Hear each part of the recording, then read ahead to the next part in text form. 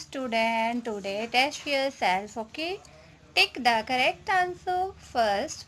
If it can fly very high in the sky, sparrow, bulbul, hen, eagle. Eagle is the right answer, okay? Next, birds have no beaks, wings, feathers, teeth. Teeth is the right answer, okay?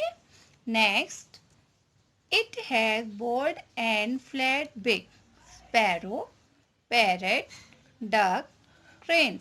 Duck is the right answer, okay? Next, take the true and cross the false statement, okay? First, birds have a streamlined body. This is right. Hens and peacocks can fly very long distance. This is wrong. Feather help birds to swim. This is wrong.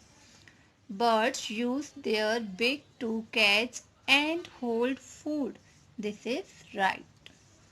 Birds usually communicate with three kinds of sounds. This is wrong.